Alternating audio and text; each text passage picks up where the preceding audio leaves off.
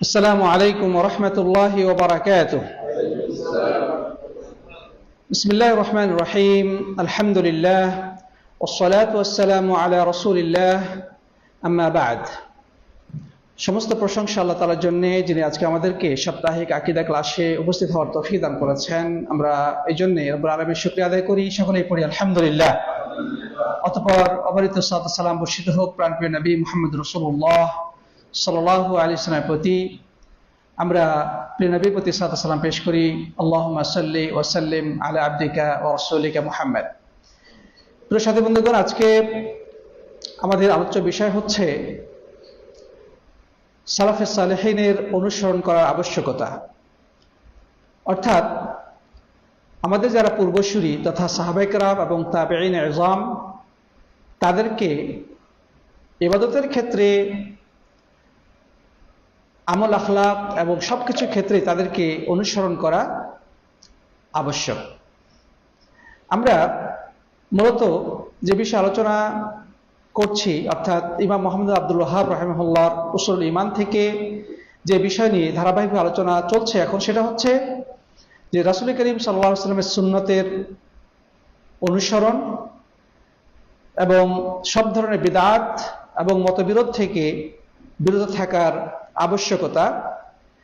এরই ধারাবাহিকতায় আমরা গত ক্লাসে যে বিষয়টি আলোকপাত করেছিলাম সেটি হচ্ছে যে ইসলামকে ধ্বংস করবে কারা।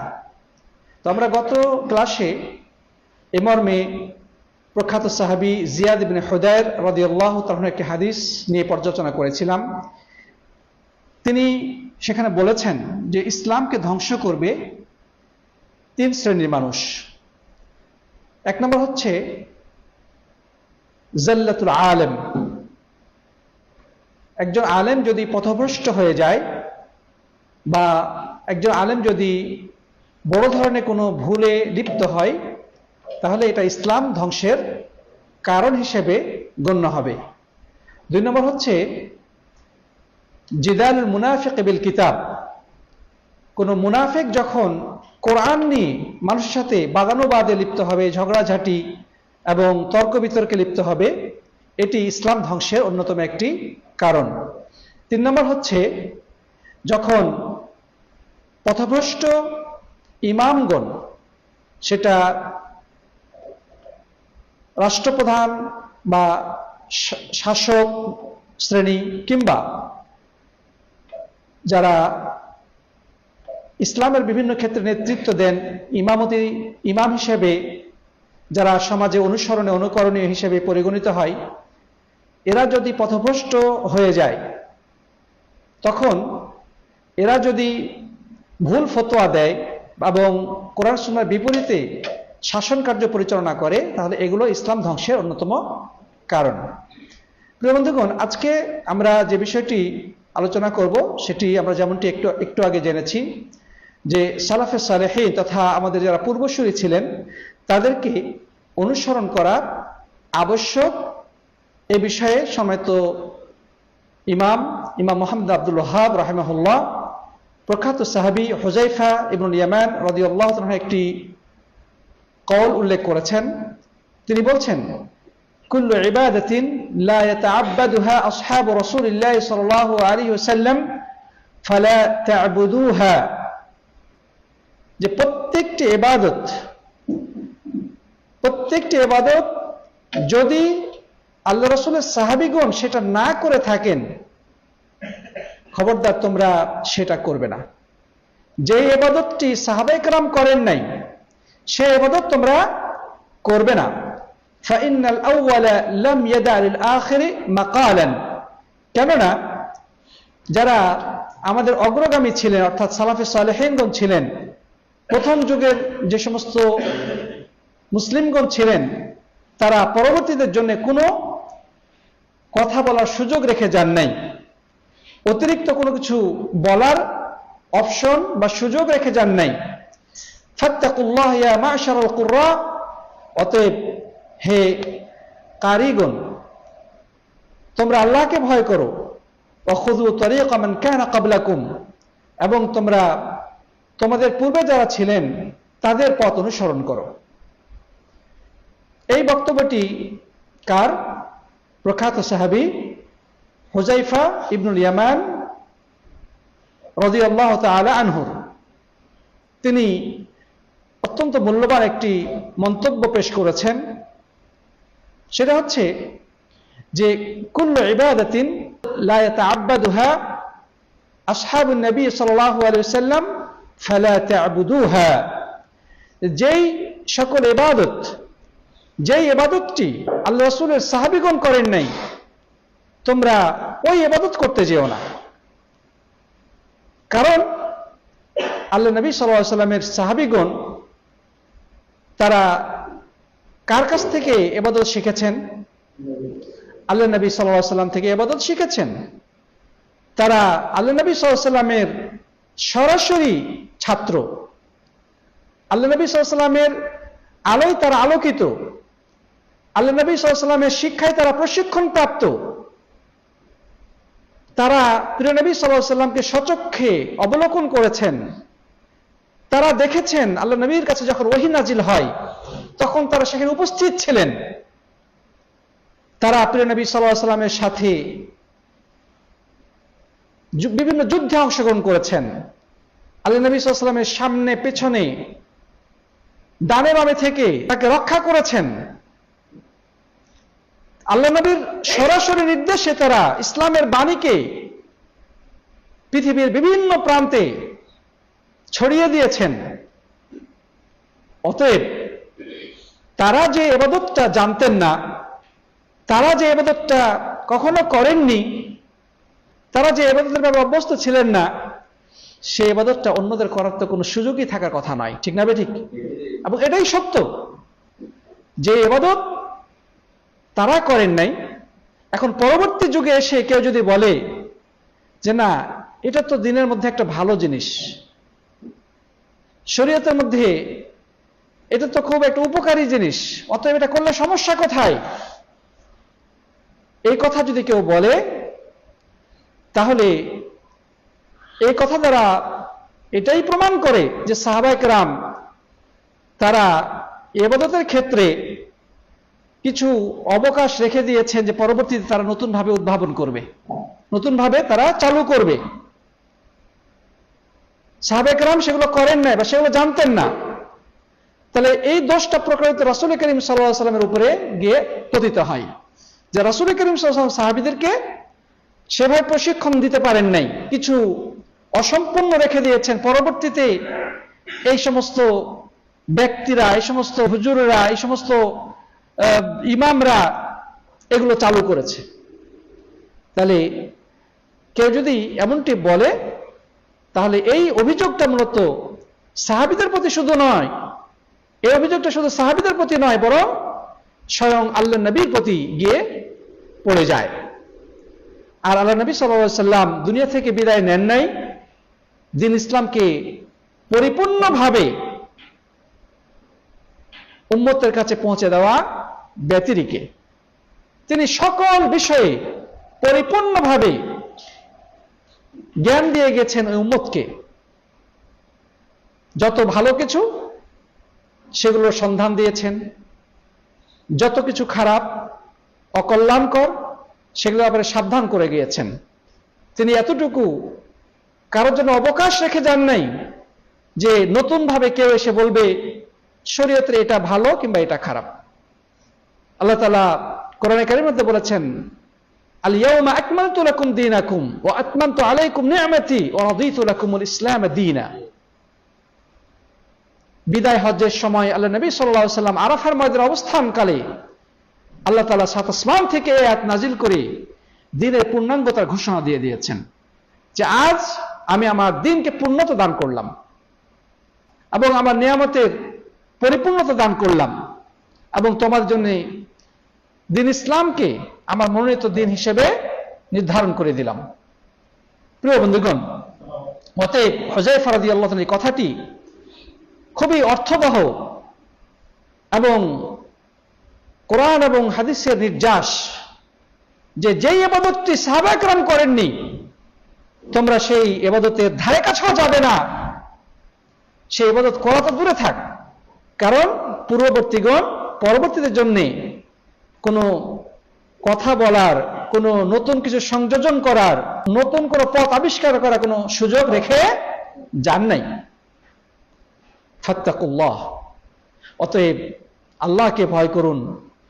ইয়া মাশারাল কুররা, হে কারিগণ।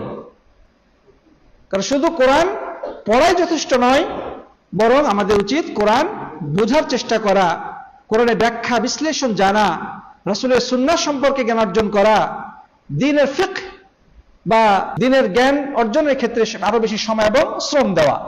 তোমরা আল্লাহকে ভয় করো। ওয়াখুযু তারিকা মান কানা ক্বাবলাকুম, এবং তোমাদের পূর্বে যারা ছিলেন তাদের পথ তোমরা অনুসরণ করো।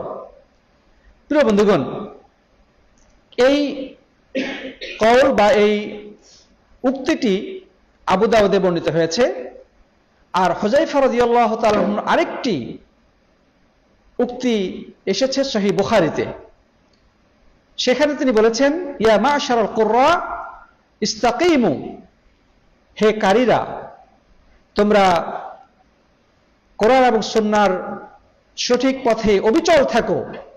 ফাকাদ সাবাকতুম সাবকান বাঈদা, কেননা তোমরা অন্যদের থেকে অনেক বিষয়ে পারদর্শিতা অর্জন করেছো, অন্যদের থেকে তোমরা বেশি শ্রেষ্ঠত্ব অর্জন করেছো। ফাইন আখাযতুম ইয়ামিনা ওয়া শিমালা লাকাদ যালালতুম যালালান বাঈদা, কিন্তু তোমরা যদি সঠিক রাস্তাটা ছেড়ে দিয়ে ডানে বামে যাও, তাহলে তোমরা অনেক বড় ধরনের ভ্রষ্টতায় পতিত হবে, তোমরা পথ হারিয়ে বহু দূরে তোমরা ছিটকে পড়বে। এটি সহিহ বুখারীতে বর্ণিত হয়েছে। প্রিয় সাথী বন্ধুগণ, এই উভয় উক্তির যে মর্মার্থ শুধু কারী সম্প্রদায়কে উদ্দেশ্য করে কথা বলা নয়, বরং সকল মানুষের জন্য একই বক্তব্য যে আল্লাহ নবী সাল্লাল্লাহু আলাইহি সাল্লাম এবং সাহাবীদের যে রেখে যাওয়া আদর্শ, রেখে যাওয়া পথ এবং পদ্ধতি, তাদের দেখানো মানহাজ বা নীতি আদর্শ, এর থেকে দূরে সরে গিয়ে শরীয়তের মধ্যে নিত্য নতুন কোনো পথ আবিষ্কার করার কোনো সুযোগ নাই। আমরা যদি মুক্তি পেতে চাই তাহলে সেই পথের উপরে আমাদেরকে চলতে হবে। আমরা যদি আখিরাতে জাহান্নামের আগুন থেকে রক্ষা পেতে চাই, জান্নাতে যেতে চাই, তাহলে আমাদেরকে সেই পথে চলতে হবে যেই পথে সাহাবাইগণ চলেছিলেন, যেই পথে রাসূল করিম সাল্লাল্লাহু আলাইহি ওয়াসাল্লামের প্রশিক্ষণপ্রাপ্ত প্রজন্ম তাদের জীবন পরিচালনা করেছিলেন। প্রিয় বন্ধুগণ, এই কথাটা মূলত কোরআনে কারীমের সেই আয়াতেরই প্রতিধ্বনি যেটা রব্বুল আলামিন সূরা আনামের 153 নম্বর আয়াতে বলেছেন, ওয়া আন্না হাযা সিরাতি মুস্তাকিমান ফাত্তাবিউহু ওয়া লা তাত্তাবিউস সুবুলা ফাতাফাররাকা বিকুম আন সাবিলিহি, যে এটাই হচ্ছে আমার সিরাতে মুস্তাকিম বা সোজা রাস্তা, অতএব তোমরা এটাকেই ধরে থাকো, এটার উপরেই তোমরা জীবন পরিচালনা করো, এটাকে অনুসরণ করো, এছাড়া অন্য কোনো পথ অবলম্বন করো না। যদি এমনটি করো তাহলে তোমরা সঠিক পথ থেকে বিচ্যুত হবে। প্রিয় বন্ধুগণ, এই কথাটি কোরআনে কারীমের আরেকটি আয়াতের প্রতিধ্বনি, যে আয়াতে আল্লাহ সুবহানাহু ওয়া তাআলা বলেছেন, ওয়া মান ইউশাকিকির রাসূলা মিন বা'দি মা তাবাyyana লাহুল হুদা ওয়া ইয়াত্তাবি' গায়রা সাবিলিল মুমিনিন নুওয়াল্লিহি মা তাওয়াল্লা ওয়া নুসলিহি জাহান্নাম ওয়া সাআত নাসীরা। এই আয়াতের অর্থ হচ্ছে, আল্লাহ তাআলা বলছেন, যে ব্যক্তির কাছে হেদায়েত স্পষ্ট হওয়ার পরেও প্রিয় নবী সাল্লাল্লাহু আলাইহি সাল্লামের বিরুদ্ধাচরণে লিপ্ত হবে এবং মুমিনদের পথ বেছে রেখে অন্য কোনো পথ অবলম্বন করবে। এখানে মুমিনদের পথ বলতে কি বোঝানো হয়েছে?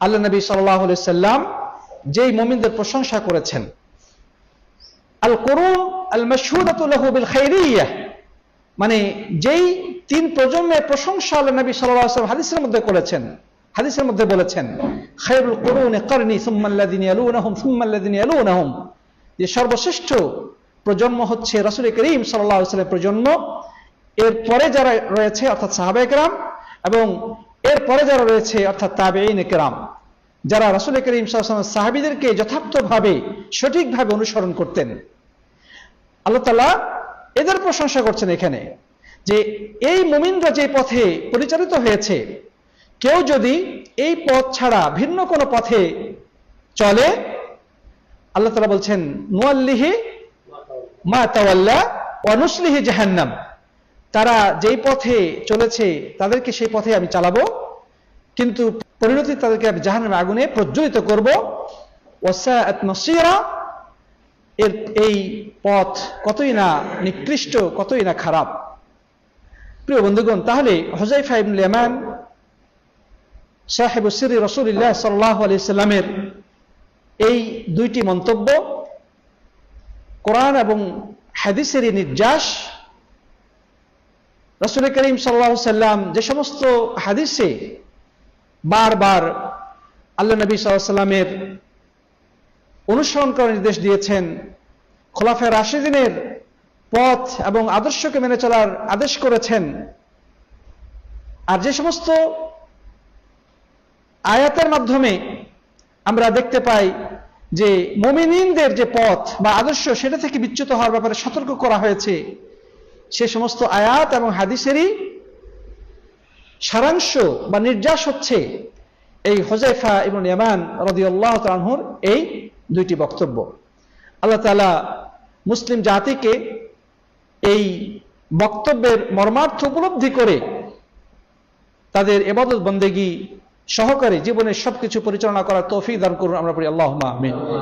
আল্লাহ যেন আমাদের সবাইকে সব ধরনের গুমরাহি, ভ্রষ্টতা এবং সব ধরনের বাতিল মতবাদ থেকে, বাতিল চিন্তা ভাবনা, ভ্রান্ত মতাদর্শ থেকে হেফাজত করেন, আমরা পড়ি আল্লাহুম্মা আমিন। আল্লাহ যেন আমাদেরকে মৃত্যু অবধি সাহাবায়ে কেরাম তথা আল্লাহ তাআলা যেন আমাদেরকে মৃত্যু অবধি রাসূল করিম সাল্লাল্লাহু আলাইহি ওয়াসাল্লাম এবং সাহাবায়ে কেরাম এবং তাদের সঠিকভাবে অনুসরণকারী তাবেঈনদের পথের উপরে প্রতিষ্ঠিত রাখেন, আমরা সেজন্য রব্বুল আলামিনের কাছে তৌফিক কামনা করি। আল্লাহ যেন সবাইকে কবুল করুন, আল্লাহুম্মা আমিন। জাযাকুমুল্লাহু খাইরান। হাদা ওয়া সাল্লাল্লাহু আলা নবিয়িনা মুহাম্মদ ওয়া আলা আলিহি ওয়া সাহবিহি আজমাইন। আসসালামু আলাইকুম ওয়া রাহমাতুল্লাহি ওয়া বারাকাতুহু।